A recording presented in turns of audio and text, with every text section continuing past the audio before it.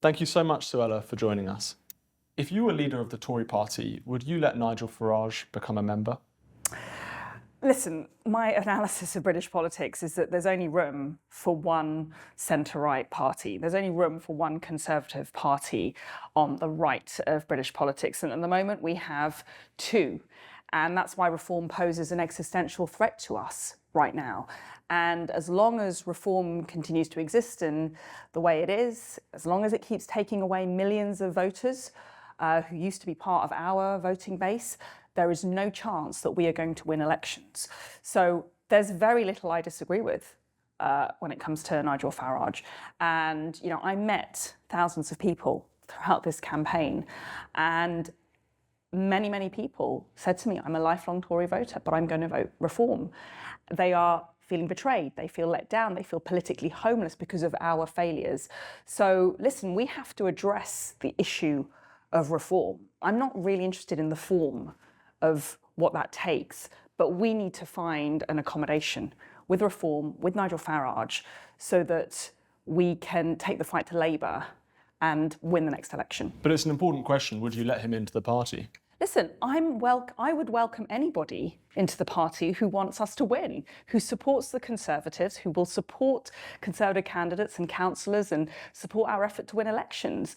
Listen, we can't turn away supporters right now. We need allies and we need friends, and boy, do we need them. Is the Pride progress flag degenerate? The progress flag represents a highly contested view that adults and children can change their sex. I categorically and profoundly disagree with that view. And so I don't believe a man can become a woman. I don't believe a woman can become a man. And so that's what I talked about in my speech. Part of our failure, part of the responsibility that we have to own up to, is that we oversaw, just at this symbolic level, the waving of the progress flag on government buildings, the police, the NHS, the armed forces, and ministers. I tried to fight against it, and I failed for a combination of reasons. There is a doctrine within Whitehall that says the progress flag is a sign of inclusivity and progressive values, and it's to be welcomed. And there are also Conservative politicians and ministers who support the progress flag. And so, that's one of the reasons I failed, and I admit my failure.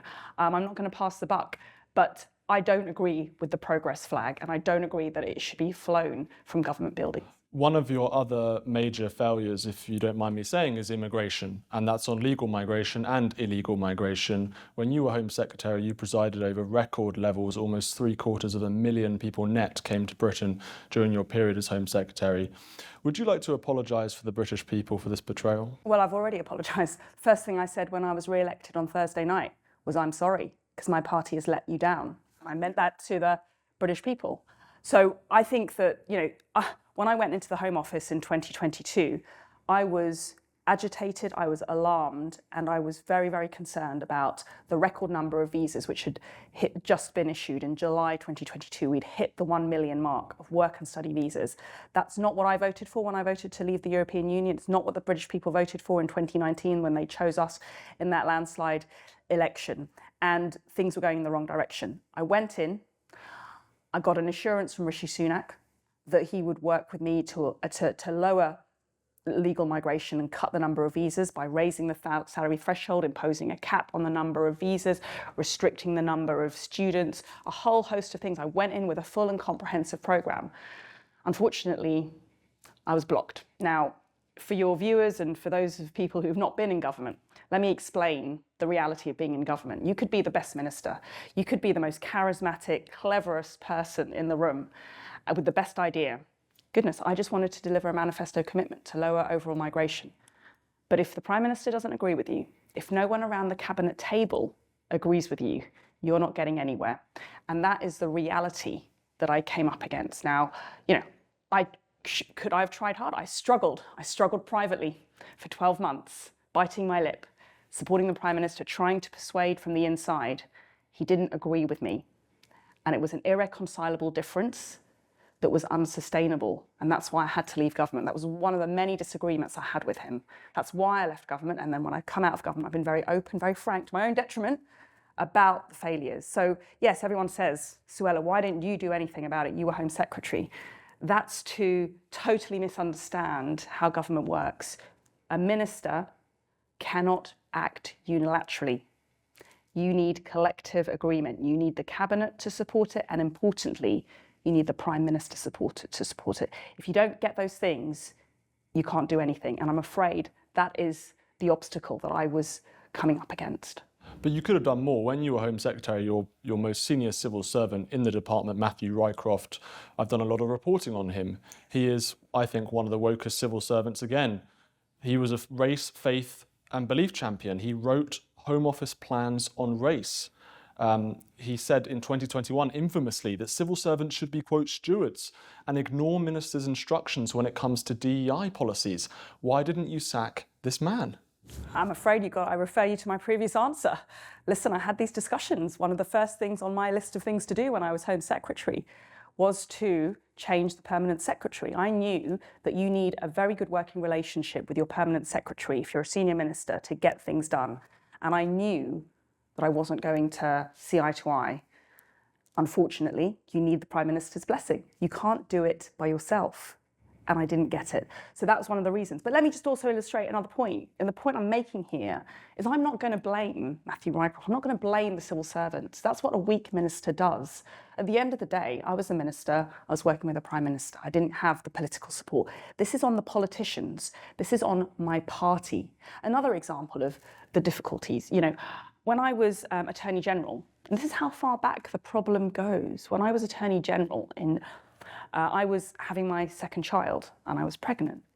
And I went to tell Boris Johnson, I'm going to be having a baby. He was very supportive and he said, this is fantastic news. Whatever we need to do, we'll do it. In order to allow me to have some maternity leave, we needed to draft a new law. And we drafted the law. The responsibility was given to the Cabinet Office, Minister for the Cabinet Office, Penny Mordaunt at the time. We got into a debate internally, and it also played out in the Commons and in the Lords in Parliament, about the wording to be used in this legislation. I believe that only a woman can be pregnant. But the other minister said we needed to use the terminology pregnant person in the legislation to allow me to have some maternity leave so that we could be inclusive, so that we could be kind, so that we could be progressive. That was the kind of debate that I was having about a seemingly non-controversial matter in government, not with civil servants, but with fellow ministers in my own party. So that, I hope, illustrates the kind of problem that we're dealing with in our own party. And until we get to grips with the extent of the problem, we have no chance of fixing it. And importantly, we have no chance of regaining the trust of millions of Conservative voters who've fallen out of love with us. So if you became leader, would you withdraw the whip from Tory MPs who support transgenderism, for example, Penny Mordaunt you just mentioned, or Tory MPs who support BLM or mass immigration and so on? What I would do is, and what any leader needs to do, is acknowledge where we've gone wrong. And this is what I said in my speech. We have been far too quick to drink the Kool-Aid on some of the socially liberal policies that have led to incredibly damaging outcomes, whether it's children undergoing irreversible, life-changing and devastating surgery in the name of gender reassignment, or whether it's decolonising the curriculum and making out as if every British person is racist and Britain is an evil, racist country. I tried to remove the unconscious bias training that civil servants at the Home Office that you reported on a lot were undergoing. I was told that would put me on the wrong side of history, Minister, and you don't want to be doing that. I was like, let's just remove, materials which are propagating a wholly unhealthy myth that Britain is a racist country. So, when we're trying to, there are far too many ministers who sign up to that agenda. That's where we've gone wrong. And they shouldn't be in the Tory party. That's my point. Why should those liberals and wet people be in the Tory party in the first place? They need to go, right? I want to, we need to change ourselves. And I want people in my party to go on a journey of realisation of where we've gone wrong. People can change their minds and their ideas. So you wouldn't remove them? And I would want people to change their views, change their ideas, and see from the very painful experience that we've just experienced that we must change and adapt or die. That's what this is about, because we have no God-given entitlement to people's votes and people's support. There's too many in my party who are still complacent. They think that reform is a fad. There'll be a busted flush in a few years' time. People will come back to us as Labour fails on some of these policies, and we can sit back and just wait. I'm not in that camp.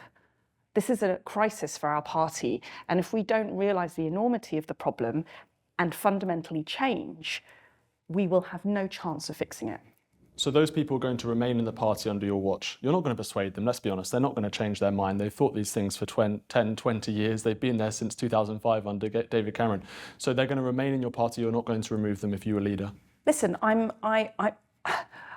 the leadership contest hasn't really even started yet. So, and I haven't announced that I'm standing for leader. Whoever is leading the party, whoever is running the party, just needs to acknowledge that basic truth. And if they don't, then we will be doomed as a party. And that's what really, really terrifies me.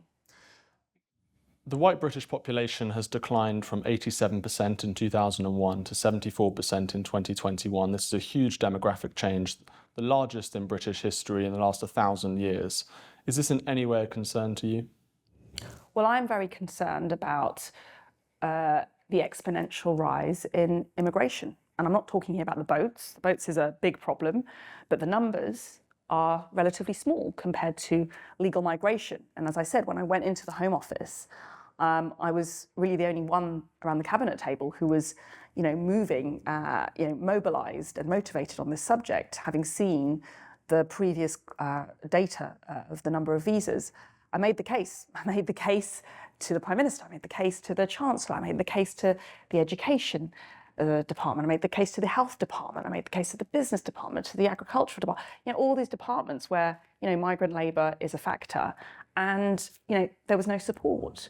There is a consensus. There's an orthodox view, informed mainly by the Treasury, that more people, regardless of where they come from, regardless of what their skills are, regardless of what they're earning, is necessarily a good thing for the economy in terms of growth. I fundamentally refute that, because there's a massive oversight there in terms of growth per capita, which has been declining as the population increases, the costs and the pressure on housing supply, on public services, and also on national identity and cultural cohesion.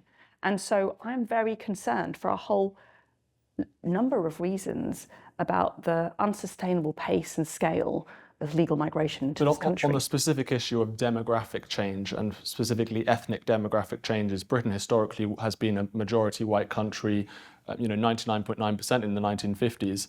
And since then, as I said, that number's gone down to 74%. We've imported people from non-Western countries for the last 20, 30, 40 years. Is that a worry for you? Do you distinguish immigration from non-Western and Western countries? If you look at the kind of immigration that we've had in recent years into this country, I think we do need to look at as I say, the scale and the economic costs of those numbers, because some studies have shown that actually the level of migration into this country, given the low skill and the low wage characteristics of it, is actually a net cost on the Treasury. But as I said, it is also, there are cultural issues because of the countries that people are coming from. Now, listen, my parents were immigrants to this country many years ago in the 1960s. They came here and they were incredibly grateful to be here. They came here with nothing. Britain gave them a home, it gave them security, and it gave them a life. And they integrated and they signed up to British values, and they've been strong patriots throughout their time in this country. People who come here need to contribute to our culture and to our way of life, and that's what concerns me. You've talked about DEI and woke policies in the Home Office and other parts of the government.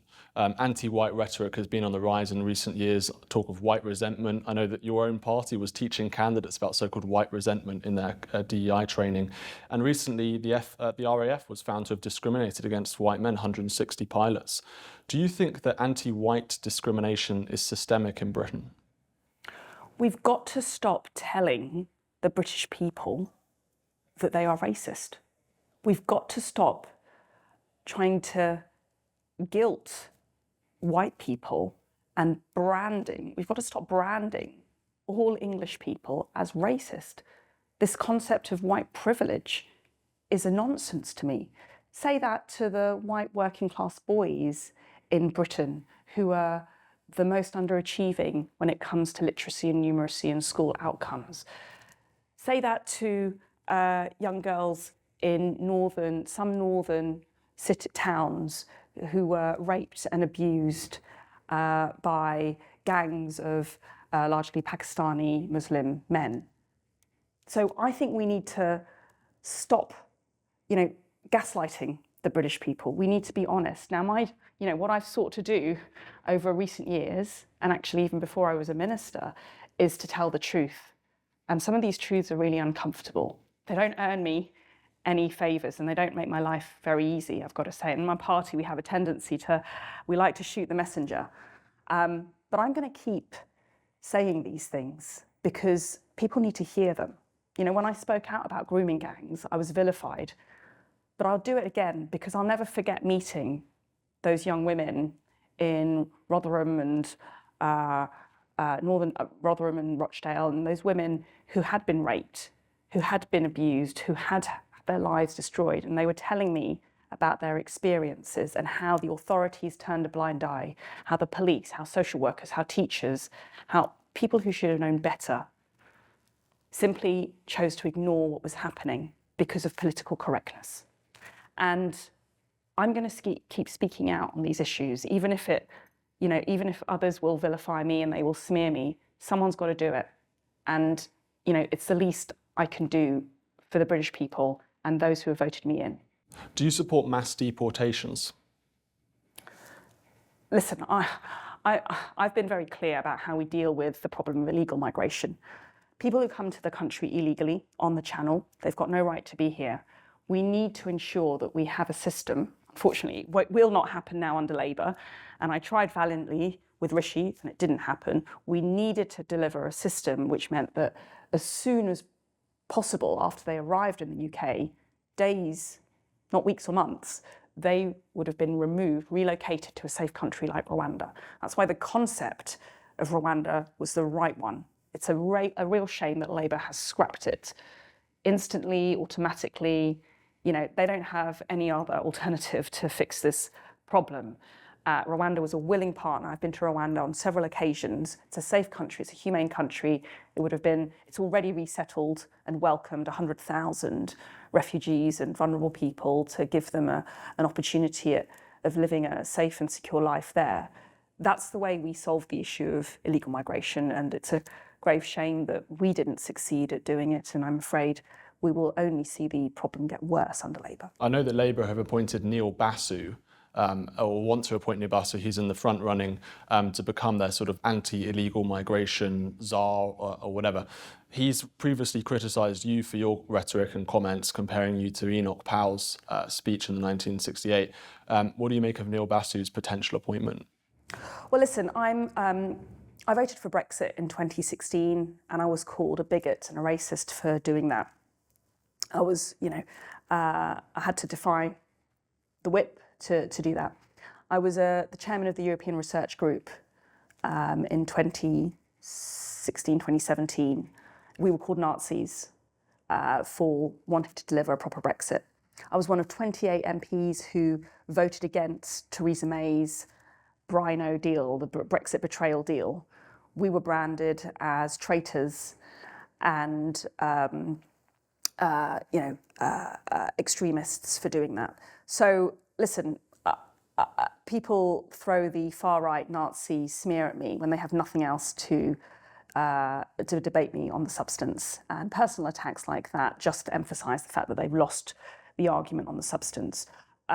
Listen, you know, I don't know much about Neil Basu, to be honest, but unfortunately the police has also fallen prey to the DEI agenda, and far too many chief constables that I came across, not all of them, there are some of them, it's in the Chief Constable of Greater Manchester Police was one of the good ones, but far too many police officers, and I've got to say Hampshire as well, he's one of the good ones, far too many chief constables have signed up to this, this agenda. It's undermining public safety, and I tell you why it's really damaging. Chief constables will sign up to this woke, politically correct, virtue signalling agenda. It actually has a pernicious effect on public safety, because the next step from that is confessing to institutional racism. And I'm afraid too many chiefs have signed up to that agenda as well. They really believe that they are institutionally racist. They're not. That is to smear really brave, dedicated, patriotic, hardworking policemen and women all throughout our country who put their safety first for the sake of our own security. It then leads to pulling back on things like stop and search, because they believe that that is a racist method of crime prevention, when it's one of the most effective ways of saving lives on our streets and cutting knife crime.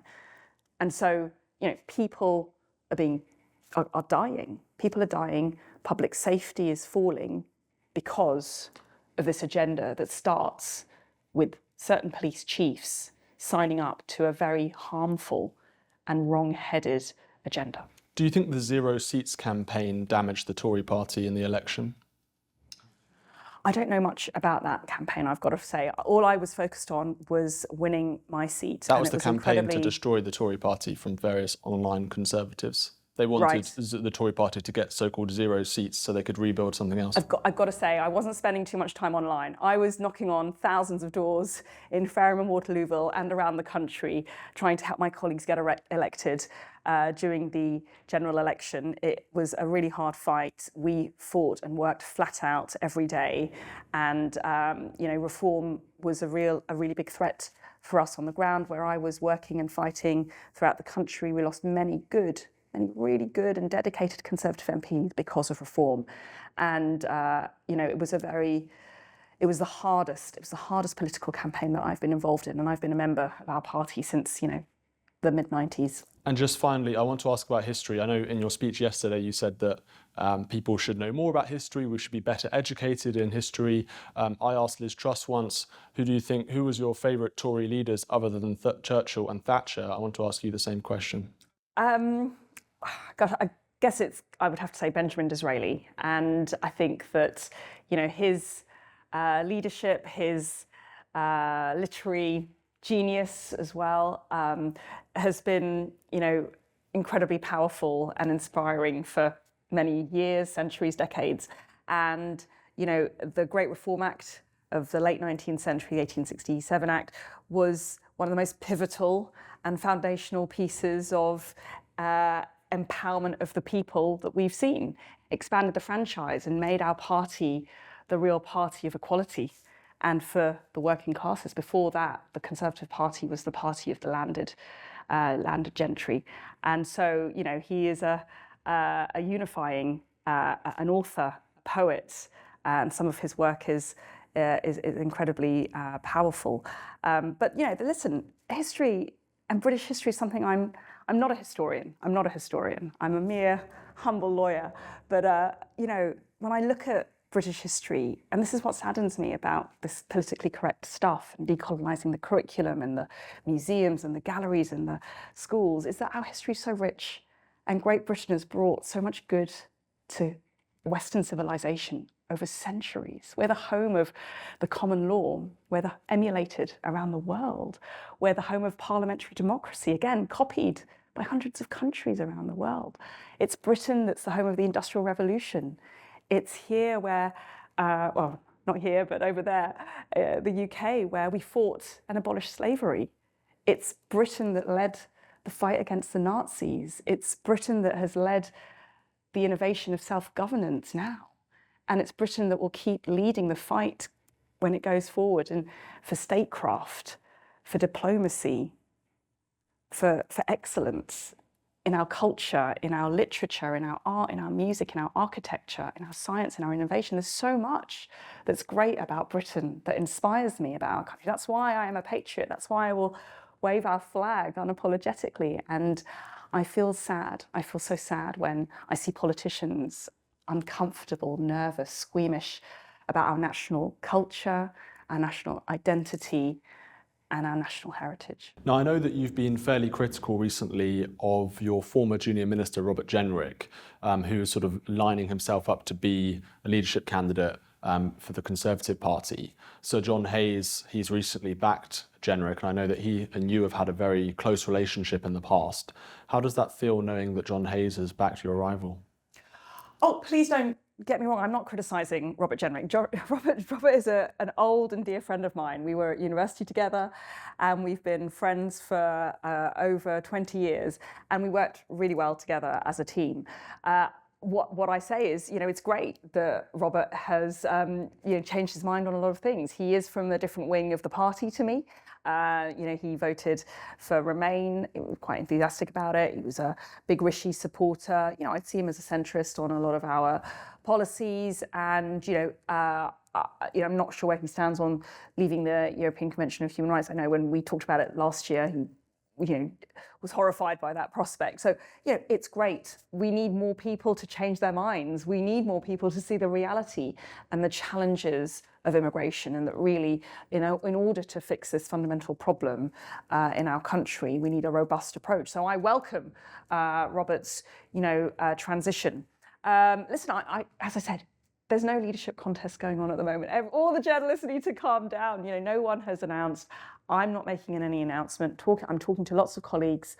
Sir John is a dear friend, actually a great friend of Robert's, a great friend of mine, a great friend to many, many MPs. I'm sure he's right now in the tea rooms in the Commons talking to lots of the new MPs and helping them on their way. So listen, we're all one team. And whether it's me, whether it's Robert, whether it's anybody else who's leading the party, I'm a Conservative first and foremost, and I'll get behind the team, and we have to work together to win this next general election. Even if Jeremy Hunt or a completely woke Liberal Tory MP wins the leadership, you'll stay in the party?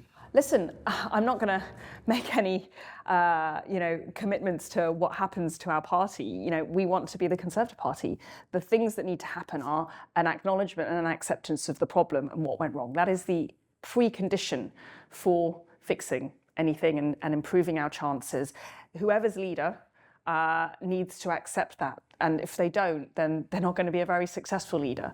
The second issue is then, on acknowledgement of that problem, adapting the party, changing ourselves so that we are robust and credible. That's the key word, credible. If we want to persuade those millions of people who voted for reform to come back to us, we need credibility. We need to be authentic. It's no good, putting on the costume of reform, for superficial purposes to get the leadership or to get the nomination, only for, under pressure, under scrutiny, to revert to type, because that's only going to get us back into the same situation and quandary that we're in right now. So we need authenticity, we need credibility, and we need robustness. And I'm not really interested in the personalities. I'm interested in the substance and the policies of what we're offering, because I care about my party. I want us to win because I care about the country. Are there any Conservative philosophers or thinkers who have influenced you? Yeah, of course. Listen, Roger Scruton. I mentioned Roger Scruton in my speech, Edmund Burke. I am a Conservative. I'm a Conservative. I'm not a Liberal. I'm a Conservative of community, of family, of flag, of love, of heart, of service. I believe that we are stronger together. I don't believe in an atomised, individualised society where it's all about profit and all about wealth. I believe that's obviously important, but I do believe fundamentally in the wisdom and the timeless virtue of our traditions which have made this country great. And I'll keep fighting. I'll keep fighting to preserve them.